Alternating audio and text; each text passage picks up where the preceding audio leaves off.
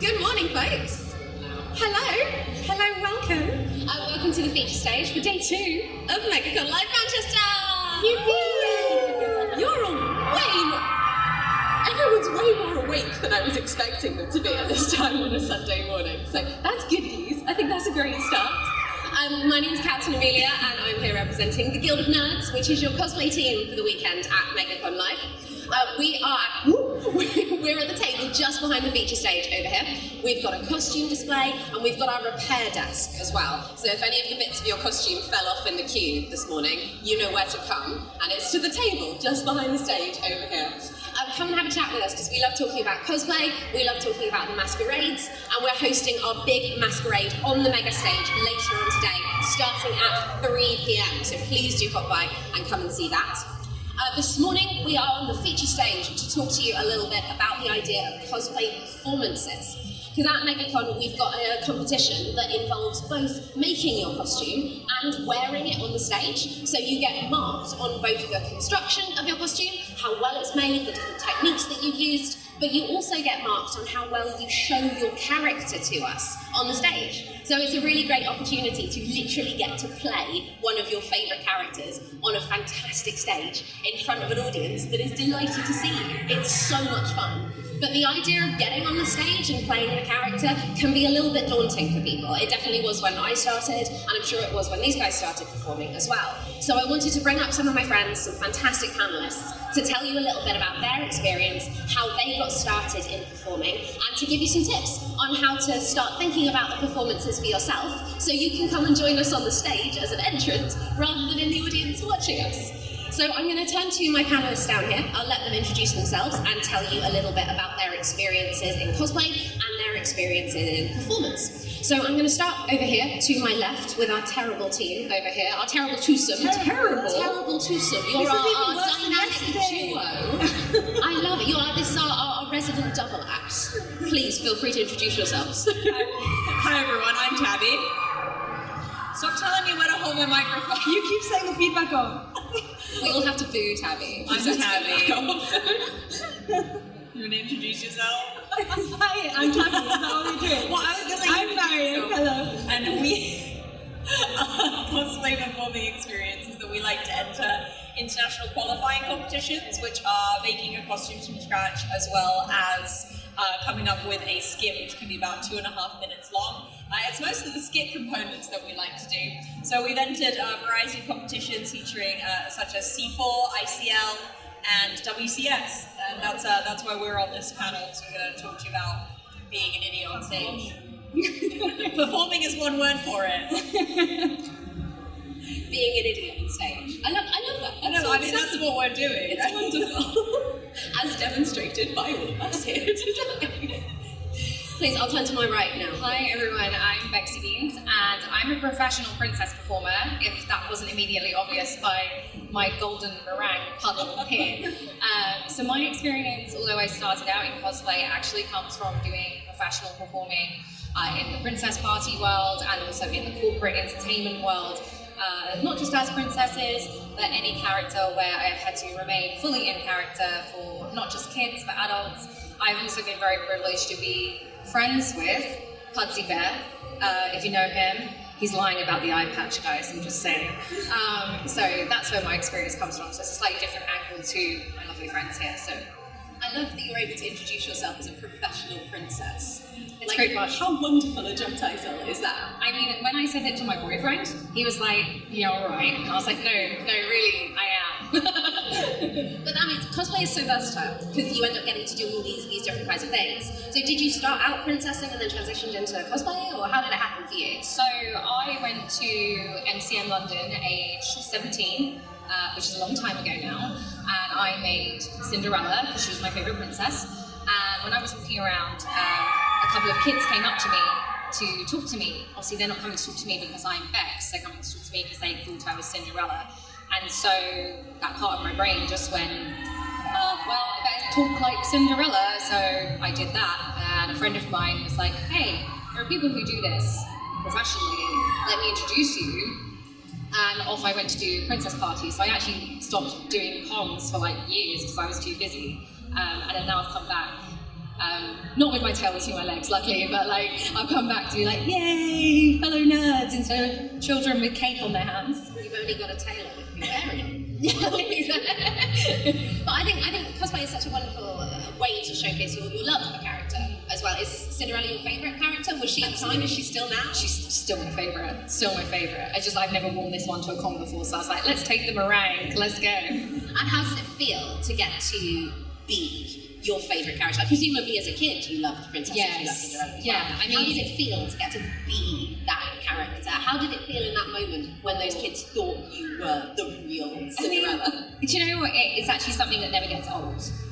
I still go to kids' parties now, and to walk in a room and they're all screaming at you because they're excited to see you. I can compare it to, you know, if you have a pet dog and you have like a really bad day at work, and you come home and no matter what, your dog is excited to see you and it makes you feel good. That's the feeling. And I never got to go to Disneyland as a kid because my parents didn't have the money. So being able to walk into, you know, a council flat in Peckham and bring Disneyland to someone's house and be like, hey, and then obviously it makes me feel good because I feel like I've done something nice for that family. But then I can be like, hey, check me out, I'm totally Cinderella. My life got fixed with a shoe, I'm fine. Like, it must be a nice bit of escapism as well, getting to play that character, getting to play a character that you love as well. Absolutely. And turning that into the cosplay element of things. I know when I go up on stage, the reason that I do it is because I get to be a character that I love. My biggest performance project recently was Doctor Strange, and I'll never get to be a Marvel superhero. But for those 2 minutes while I'm on the stage, I did. And that's You'll always be a Marvel superhero to me. That's the thing that always really drives me. So that's nice. I know that you guys get the chance to play those favourite characters of yours. How does it feel to get to do that on stage, to get to do that in the 2 minutes time that you've got for that performance? What's that energy like for you? Me first. I know you have more to say on this later. Well, we're a bit, I think for us, part of why we pick costumes that we then do on stage is because we love the characters.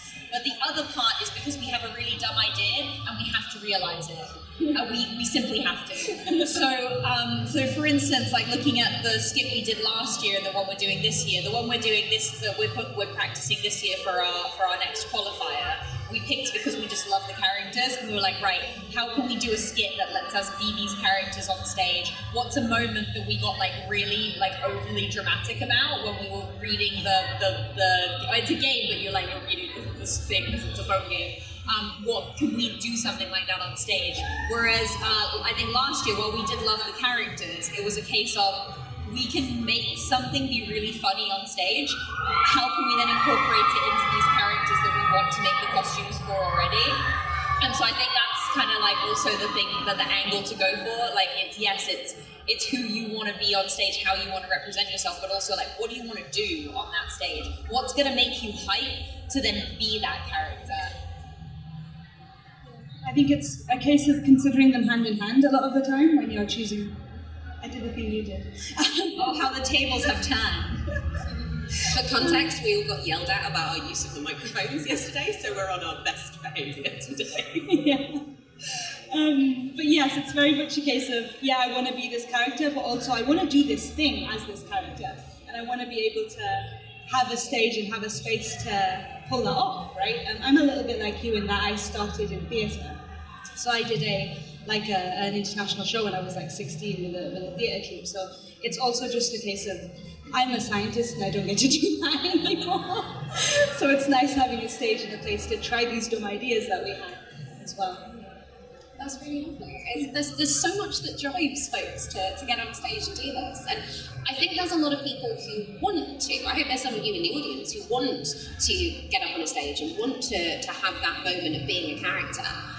But there can be a lot of things stopping us. I was really, really shy when I started performing. I was the kind of kid that I didn't get up to dance at birthday parties. I used to pretend I had a stomachache, so I didn't have to dance at my friends' birthday parties. And look at me now, Dad.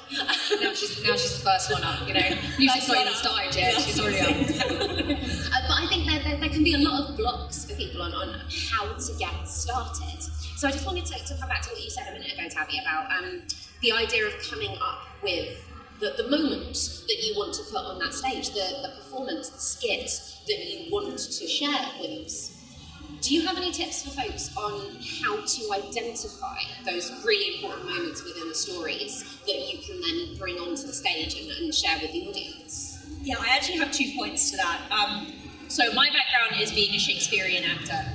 And one of the things about Shakespeare is that any heightened moment, any quintessential moment is always done with a monologue or a soliloquy. And so it's thinking about when you're, watching your show, playing your video game, the thing you like, which moment do you look at and go, oh, that would be that soliloquy moment if you were looking at it from like a theatre perspective, because that's the moment that you can translate the best. I'm not even moving the microphone. How is this on me? The other thing I would say is that even if you do a performance and it's just you on stage, everything in cosplay is a collaborative process. So getting feedback from other people or bouncing ideas off of other people is really good. So for us, we bounce all of our ideas off of each other because we do duo performances. But even if you're not doing a duo performance, like if you have friends, I hope you have friends, use your friends, right? The way our skits get made is I message Mariam at 2 a.m. with like a sentence that doesn't make sense, or like a concept, and then I wake up and she's written like a script based on that concept. And then we go from there. And like that's a really good way. If you are stuck, if you're thinking, I don't know what the pivotal moment is, talk to your friends. They're probably in the same fandoms as you. And even if they're not, that's even better because you're able to have someone to bounce off of getting across that thing that makes sense to the audience who might not have any idea who you are. Yeah, in a way it's almost better to use people who don't know the fandom because most of your audience won't know the fandom. So if you can describe something to somebody who isn't in that and they go, that sounds like a really fun thing to see on stage actually, that's probably going to be a good skit. That's a really good tip. And I love this idea of interaction. So you don't just have to interact with another person on stage. Because if you don't have another person on stage, you need to find somebody else to interact with. You can interact with a voiceover. If you've got an audio track, if you're speaking with a voice coming from the sky, that can be your piece of interaction. Or you can interact with the audience as well. Your audience is another character in its own right. And I want to talk a bit about kind of audience interaction in the terms of princessing. Because I suppose your audience, as a princess, is very small and probably ask the question, why, quite a lot. Yeah. How do you feel about interacting with various different types of audiences? Because I guess you're talking to the kids, yeah, but you're also talking to the mums who maybe didn't get a chance to go to Disney as a kid. How does that interaction change depending on the people who are in front of you, and how do you use that? It's really interesting because a lot of time it depends on the character. So the princesses, perhaps, that we would call our modern age princesses, so we're talking Rapunzel, Tiana, Moana, Anna, Elsa, that kind of thing. Particularly with Elsa, it's like, do you really have ice magic? Can you do your powers? And you have to do a lot of, well, I promised Anna I wouldn't, when inside you're thinking, please don't expose me as the fraud that I am. Whereas the classic princesses, so Snow White, Belle, Cinderella, Aurora, Ariel, usually they are the favourites of the parents because the parents are usually our age group, right? So they grew up with them. So the conversations you have are very different because when I've been Aurora, for example, I've had mums come up to me and be like, when I was little, I had a crush on Prince Philip. How's things going with him? And you always give like a response where you're like, yeah, it's really good, it definitely was true love, all that kind of thing. Whereas like kids will be like, I like your dress, it's sparkly. But adults, I feel like, are almost more fun to interact with because they're the ones who, like say, maybe didn't go to Disney, and so they've got questions they've always wanted to ask you. They're usually the ones that have seen the straight-to-DVD sequels, and so therefore they've got these questions. That was something we noticed post-COVID with the release of Disney Plus, is now all the kids have watched the movies that they didn't have originally watched. So I'm going to parties now and they actually know who Mulan is, for example. And they're like, yeah, I could totally save China. They're like, okay, good luck with that. But again, it does depend on the character. I do Scarlet Witch a lot for like corporate events, and you have very different conversations based on what people have seen. So it's learning to talk to people where you don't give anything away about your story in case they haven't seen one of your sequels. I was Scarlet Witch for the Multiverse of Madness premiere, and I obviously had to not give away that I knew what happened, and had to do a lot of, oh, well, maybe you should go and watch the movie and then tell me what you think afterwards, knowing full well everyone's going to come out hating me. That's a really interesting point, though, because that's kind of what you're trying to do on a stage when you do a performance, isn't it? You're trying to share enough with the audience that they know what you're talking about, but not give too much away for the people who haven't seen it. So it can be quite a kind of delicate balance, I suppose. It's finding that moment that you want to represent. It's also doing something where, let's say, obviously you do Doctor Strange, I do Scarlet Witch. Let's say we were doing a performance. We want to do something that if you're a Marvel fan in the audience, you go, oh my god, that's the thing they did in that. But that also if you have you don't even know who Iron Man is, for example, what we should be presenting on stage makes sense of like, arrogant doctor, woman with issues. There's obviously a dynamic here. It's doing the right amount of information, isn't it? So. And I think that loops back perfectly to you saying the best people to test your performance on are people who have no idea what's going on. Find that one elusive friend who's never seen a Disney princess movie before, or never seen a Marvel movie before, and see whether they know what's going on, I guess. Yeah, that has to be your baseline. You have to assume no one in the audience, I'm literally holding it like, do you want to try this? Belly button. It's fine. You have to assume no one in the audience knows anything that you're dressed as. It doesn't matter how popular you are. It doesn't matter if you're Cinderella. It doesn't matter if you're Naruto. You have to imagine that no one there, not the judges, not anyone in the audience, has any clue who you are. How do you get across who you are to people? And how do you do that as simply as possible so you can move on with your narrative? Because you do have a time limit.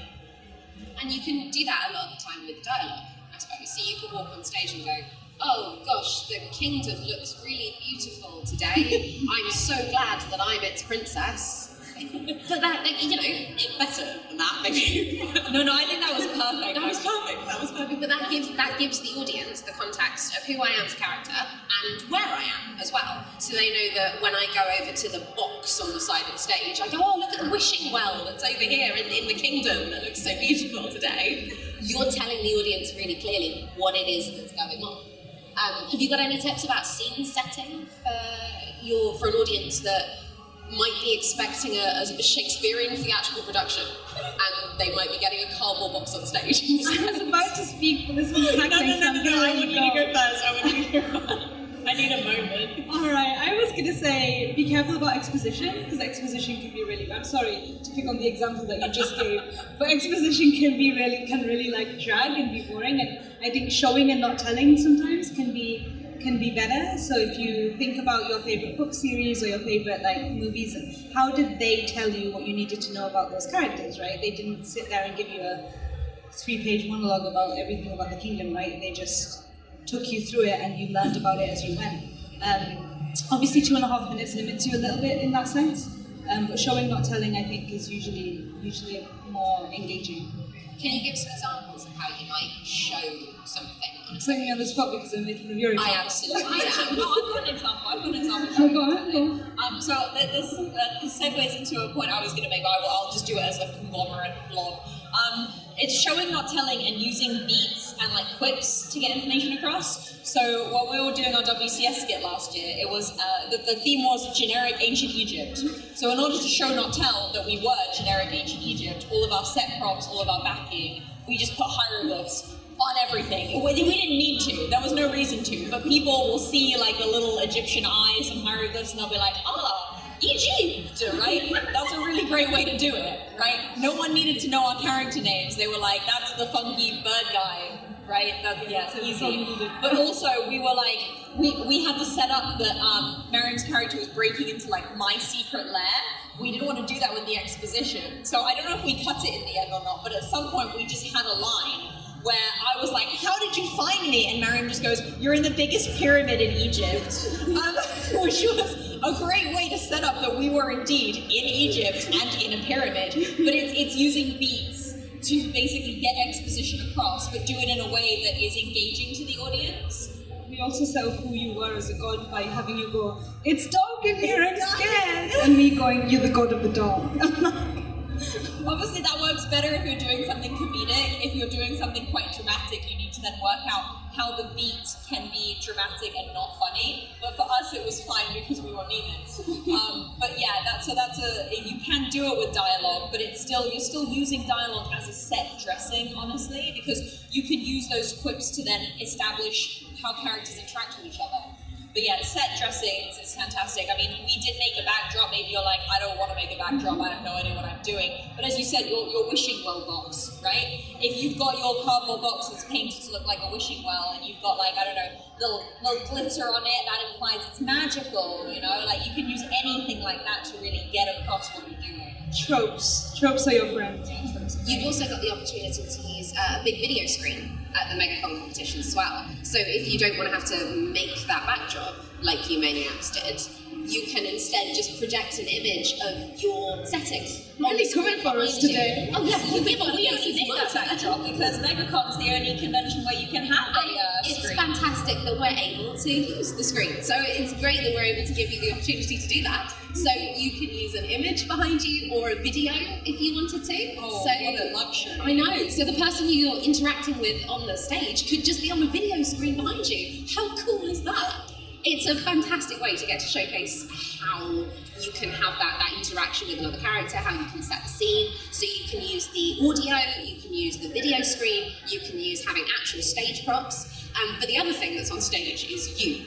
And the way that you move on stage, I think, needs to be discussed as well. The idea of how you showcase that character through the way that you enter the stage, the way you move around the stage, and the way you leave the stage as well, because your performance starts from the moment you step on stage all the way through to the moment you step off stage. So you can enter and exit in character as well. And to talk about character movement, I do want to come to you because I know that for princessing especially, it's so ingrained in the act of being a princess. But I think it's a transferable skill. If we're doing cosplay on a CV, I reckon princessing is probably quite a transferable skill. Because I think you've probably got characters like Barbie as well, that maybe not Pansy Bear, maybe Barbie, that could translate those the kind of princess character movements. What would you say about moving on stage? How important is it to showcase your character in your movements? I think it just, particularly as a princess, you're inviting people into your magical universe. And one of the benefits you get if you're doing princesses is that, of course, because things like the theme parks exist, you do have a reference point to look at. And you have to remember is that those princesses, they have to walk through the park to where their meet and greet is. Now, if you saw Rapunzel walk past you and she was like, you'd be like, oh, it's not really Rapunzel, is it? If she's skipping along and interacting and doing all of that kind of thing, it helps pull the audience in of any age. It's drawing that attention. And for me, I do find it easier if I just sort of like almost take my brain out and leave it on the side and just only think princess, right down to your fingertips and your toes. And there are even things when they train the princesses in the parks, for example, even if you've got a ball gown like this, there is a regulation way to have your feet under your dress, because posing your feet helps you hold yourself in a certain way. And you wouldn't believe how much of a difference it makes. But it is all of those things where you want to think of how, okay, so let's say I'm in Starbucks. What would Belle do in Starbucks? She'd probably be picking everything up and looking at it, and it's that very airy nature, whereas, some characters, like, for example, Scarlet Witch, who I play, would be like, she'd just be daggering everybody, and particularly if they have children, she'd be like, it's that sort of thing, and it's sometimes the best way to practice is actually just in your own house. Put on the costume and practice it. Don't wait until the day and then get in something like this and be like, oh my god, I can't move. And get used to it and get used to how you want to hold yourself. And all you can really do is keep watching the movements and referencing. Practicing the movements, practicing the way that you're speaking. Yes. Really, really helpful for that idea of getting character. So you go down the road and order your coffee as your character, maybe, getting to the idea of being that character, I suppose. There are lots of little character moments that really help identify a character and set them within a universe. I did a performance as Sylvie from the Loki TV series, and I had to narrow down a couple of Lokis that were really specific character traits so that I could show the audience who I was, because you weren't expecting to see this character in this particular scenario that I put them in. So I did the hair flip that Tom Hiddleston's really known for. So I hit the ground and then had to flick my hair back like his. And I practiced that again and again and again. And I got it absolutely down pat, and I'm really, really proud of that. And that's the kind of thing where I was like, here's a character moment where you go, oh, it's Loki. And that's the kind of little thing that really grounded that for me, that I really enjoyed doing. Is that the kind of thing that you picked up for princesses and for your specific characters on stage? Little moments that help you slip into that character? Oh, I feel like I have almost like trigger phrases to help me get into character, so that it's like when you say Australia in an Australian accent. Yeah, exactly like that. So it's a bit like if I'm Merida, I can't get into the voice without being like, you'll never guess what I did today. I climbed the prune's tooth and drank from the fire falls, and then I can speak in that accent for the rest of the day, but I can't just like do it. But it's definitely one of those things that I particularly found as well, getting into the voice and the character was like, just literally act out a scene from the film in your living room, or annoy your parents or whatever. I do that regularly. I'll go up to my mom and be like, I just finished reading the most wonderful story about an ogre and a beanstalk. And she's like, that's lovely, what do you want for dinner? Are you guys that much of a menace as well? We have a bigger problem in that a lot of the things that we end up doing for competition don't have like animated things. Like our WCS entries last year, we had a manga and nothing else. We could barely even find the full costume. Yeah, we didn't even have colour references for like parts of the costumes. We were like, I guess we just make it And up. back in your day, I suppose you had to walk to school uphill both ways. No, we rode on dinosaurs actually.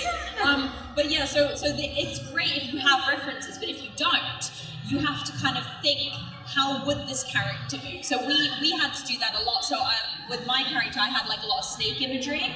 So again, no movement, no anime, no voice acting, nothing. We were like, okay, let's draw out like all the S's of all the phrases. I'm just gonna be on stage like wiggling just as much as possible. I'm a snaky little guy.